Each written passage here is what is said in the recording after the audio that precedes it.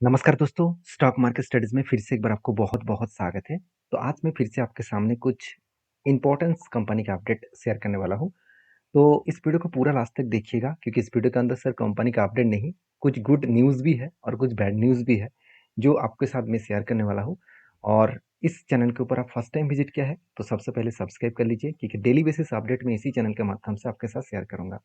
First जो company है जिसके बारे में चर्चा करूँ उसका नाम है Adani ports and special economic zone. देखिए अदानी पोर्ट्स एक ऐसी कंपनी है, मुझे लगता है इस कंपनी फ्यूचर में एक सबसे बड़ा पोर्ट बिजनेस का जो दर्जा है वो बहुत आगे तक लेके जाएंगे।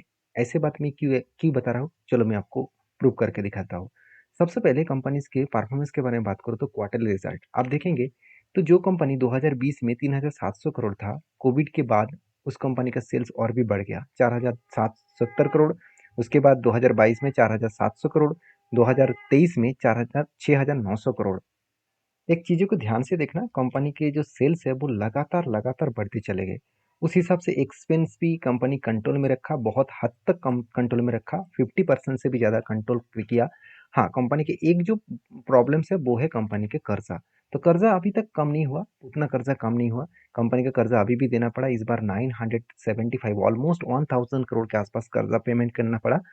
और डेफिनेटली कंपनी इसके ऊपर इस सारे कर्जे को पेमेंट करने के बाद भी कंपनी के हाथ में बहुत शानदार प्रॉफिट कंपनी मेंटेन कर रहा है। एक अच्छी बात है, इस कंपनी के ग्रोथ और पोटेंशियल में एक अच्छा खासा लेवल देखने को मिला नेट प्रॉफिट में। और उसी बेसिस में कंपनी के जो इन्वेस्टर है, और इन्वेस्टर भी देखिए इस कंपनी के ऊपर कभी भी माल बेचने के लिए तैयार नहीं हुआ। कोविड के बाद सबसे बड़ा कंपनी की दिक्कत जो झेलना पड़ा वो है हिंडनबर्ग की रिपोर्ट। तो हिंडनबर्ग की रिपोर्ट आने के बाद तो अदानी का तो मतलब पाँव के नीचे से ज़मीन ही खिसक गई है। तो इस सिचुएशन में भी अदानी जिस तरीके से खुद को रिप्रेज़ेंट किया, जिस तरीके से खुद को खड़ा किया, वो दूसरा कोई कंपनी होता तो वो पूरा का पूरा बर्बाद हो जाते। तो अदानी इतनी इतनी शानदार तरीके से खुद को रिप्रेज़ेंट किया, तो जिसके कारण मुझे लगता है अदानी फ्यूचर में और भी ज़्यादा बहुत हाई पोटेंशियल लेकर आगे बढ़ेंगे।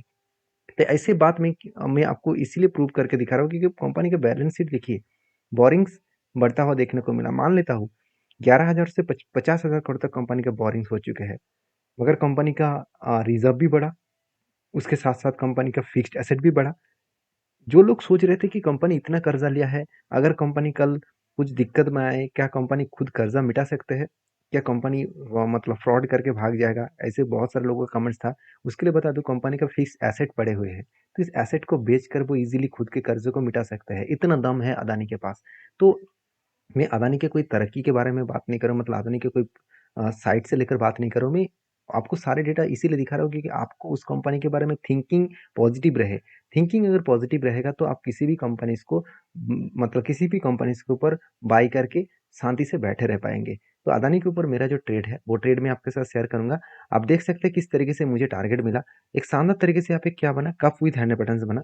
और फाइनली यहाँ पे ब्रेकआउट होने के बाद फाइनली देखिए धीरे-धीरे करके कंपनी क्या-क्या एक थोड़ा-सा टाइम यहाँ पे होल्ड किया। देखिए जब भी लंबा जर्नी होता है ना, जब लंबा जर्नी होता है कभी न कभी किसी न किसी जगह पे रुकेगा, और वो कहाँ पे रुकते हैं? जहाँ पे उसका स्ट्रांगली रेजिस्टेंस है। और यहाँ पे कंपनी का रेजिस्टेंस भी है और सप्लाई ज़ोन भी है। यहाँ से बिग क्रैश हुआ, इसका मतलब रेजिस्टेंस कम सप्लाई ज़ोन दोनों ही है। और उसके बाद देखिए इस लेवल में कंपनी क्या-क्या स्ट्रांगली रेजिस्टेंस को फेस किया। उसके बाद ब्रेकआउट हुआ। ब्रेकआउट होने के बाद देखिए धीरे-धीरे करके वो ऊपर गया और टारगेट को अचीव किया। और टारगेट कोई छोटा-मोटा टारगेट नहीं था, 50% का टारगेट था, और वो भी 167 डेज़। ऑलमोस्ट ऑलमोस्ट कंपनी के देखा है तो 6 मंथ से पहले 5 टू 6 मंथ के अंदर-अंदर कंपनी टारगेट अचीव किया। तो फिलहाल के लिए इस कंपनी लाइफ टाइम हाई के ऊपर है। अभी मैं कहूँ कि इसके ऊपर एंट्री कहाँ पे मेरा बनेगा?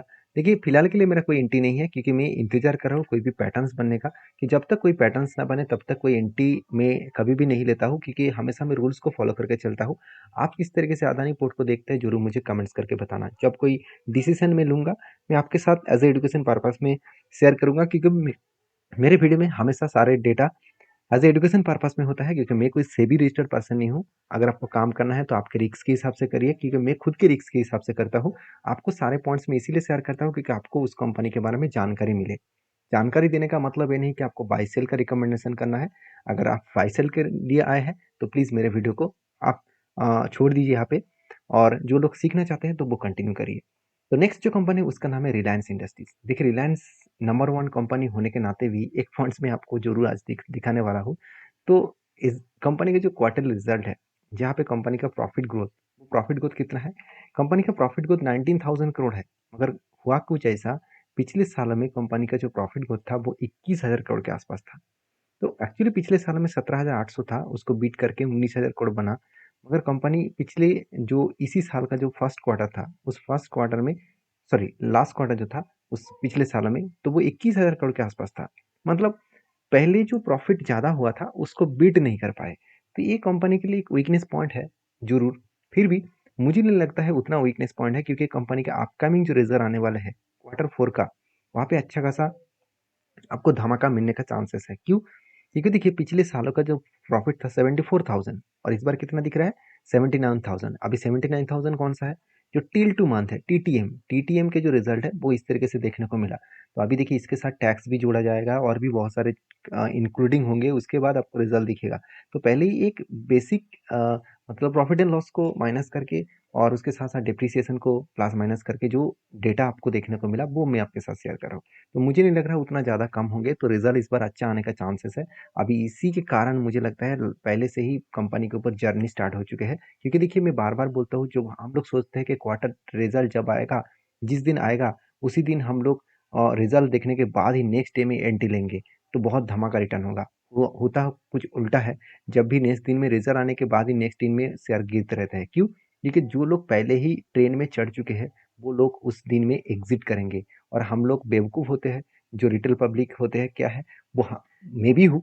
मैं ये नहीं कहूँगा कि हर हर कोई रिटेल पब्लिक ऐसे ही करते हैं कि उसी दिन काम करते हैं, उसी दिन बाई करते हैं, और बड़े बड़े इंस्टीट्यूशन उसी दिन सेल करते हैं। तो इसलिए हम लोग फंस जाते हैं। तो इसलिए मैं बार बार बोलता हूँ, ट्रेडिंग कभी भी रिजल्ट के दिन कभी भी मत लेना। उस दिन बहुत ज़्यादा वोलेटिलिटी होता है और बहुत ज़्यादा रिस्की जोन होता है। तो कंपनीज के ऊपर जब मेरा ट्रेड था, पहले से मैं एक ट्रेड लेकर रखा हूँ। मैं इंटरडे ट्रेड करता नहीं हूँ, कभी कभी करता हूँ, छोड़ ही दिया।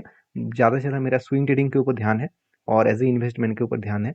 तो यहाँ पे क्या बना, एक कप विद 100 बना और फाइनली यहाँ पे ब्रेकआउट हुआ। और ब्रेकआउट होने के बाद देखिए कंपनी धीरे धीरे करके ऊपर जा रहा है और शानदार तरीके से वो टारगेट अचीव करने का कोशिश करेंगे। तो जो टारगेट निकल के आया मेरा 3,200 के आसपास, और ये टारगेट मेरे मन से नहीं लिया। जो इसका कप का साइज है, ये जो कप का जो लेंथ है, इसी लेंथ के बेसिस में मैंने टारगेट को सेट किया। और मुझे लग रहा है अच्छा खासा एक टारगेट इजीली वो दे सकते हैं, क्योंकि रिजल्ट भी अच्छा आने वाला है। उस बेसिस में कंपनी का अच्छा खासा ग्रोथ भी होने का चांसेस है। उसके साथ साथ और एक गुड न्यूज़ है, जो आपको मैं पिछली वीडियो में दिखा नहीं पाया, तो आज मैं दिखाऊंगा। कि 2 दिन पहले इस न्यूज़ आया था, 10 तारीख को पिछले दिनों में न्यूज़ आया था। Tesla in talks with Reliance. मतलब टेस्ला आप सभी जानते हो वर्ल्ड के सबसे बड़े कंपनी, एलन मस्क की कंपनी है टेस्ला। टेस्ला किसके साथ बातचीत कर रहा है? रिलायंस के साथ, फॉर रोलिंग आउट मैन्युफैक्चरिंग जेवी इन इंडिया। तो मतलब किसके साथ डील करने की कोशिश कर रहा है? रिलायंस के साथ। अगर रिलायंस के साथ टेस्ला अगर जुड़ गए, तो सोचिएगा, इंडिया के नंबर वन कंपनी और वर्ल्ड के नंबर वन कंपनी दोनों एक साथ जुड़ जाएगा, तो सोचिए रिलायंस का कहाँ से कहाँ तक जर्नी हो सकते हैं। देखिए ये मतलब अभी सिर्फ बातचीत हुआ है, अभी कोई फाइनलाइज नहीं हुआ कि आज ही हो जाएगा, कल ही हो जाएगा और होगा करके, इसका कोई भी गारंटी नहीं है। तो हर हर इसी तरीके से न्यूज को आपके सामने में इसीलिए रखता हूँ, क्योंकि न्यूज़ देखकर काम मत करिएगा। न्यूज़ को पहले स्टडी करिए, क्या न्यूज़ सही में मतलब रिजल्ट सही में आया है, क्या न्यूज़ का सही में इम्पैक्ट आया है, तब उस कंपनी के ऊपर कोई डिसीजन लेना चाहिए। तो बाकी रिलायंस के ऊपर आपकी क्या राय है, जरूर मुझे कमेंट्स करना।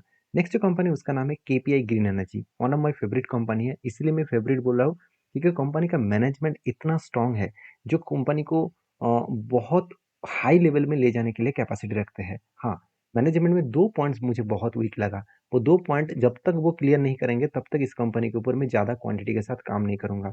वो 2 पॉइंट्स क्या है? वो 2 पॉइंट्स है कंपनी का कर्जा। फर्स्ट पॉइंट है कंपनी का कर्जा, जो 2.58% के आसपास है। बहुत ज़्यादा कर्जा कंपनी लेके रखा है। देखिए इतना बड़ा कर्जा लेने के कारण कंपनी के ऊपर सबसे जो प्रेशराइज बनता है वो है कंपनी का प्रॉफिटेबिलिटी में। देखिए आज कंपनी के 100-110 करोड़ का प्रॉफिट दिख रहा है, मगर इस कर्जा अगर कम होता तो प्रॉफिट 200 करोड़ के ऊपर चला जाते।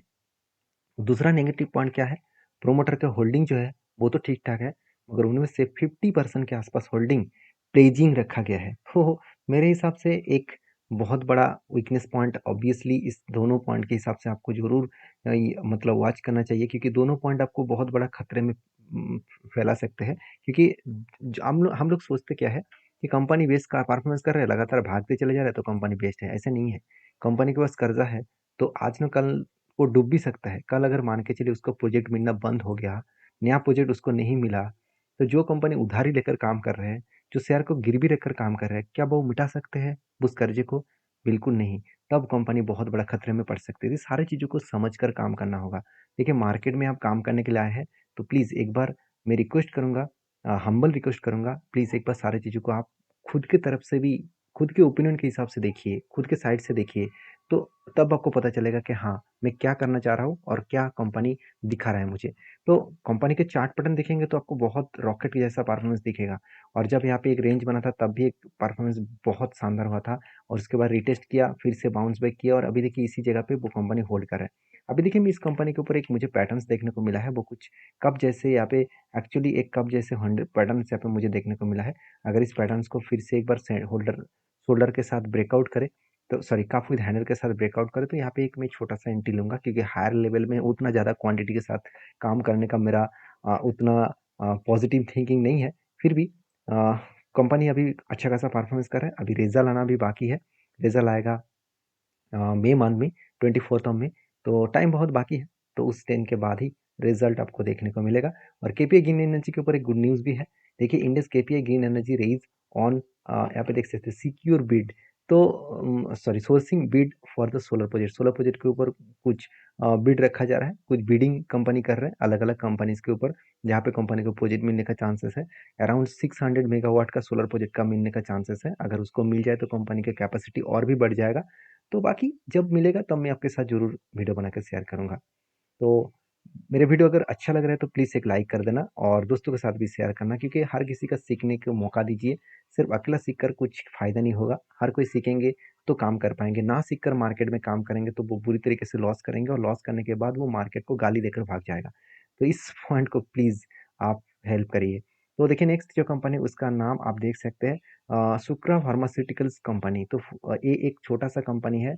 कंपनी के ऊपर पहले डिस्क्लेमर दे दूँ, मेरे पास कोई भी इसका हिस्सेदारी नहीं है। सिर्फ इस कंपनी के ऊपर एक अपडेट है जो मैं आपके साथ शेयर करूँगा।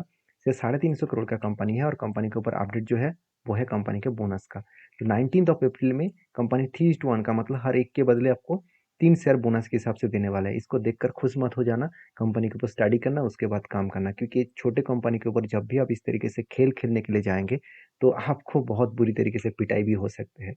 तो रिक्वेस्ट करूँगा सारी चीज़ों को आपके ओपिनियन के हिसाब से, आपका जो एडवाइज़र है उसके साथ बातचीत करके काम करिए। तो मिलते हैं नेक्स्ट वीडियो में, तब तक के लिए धन्यवाद।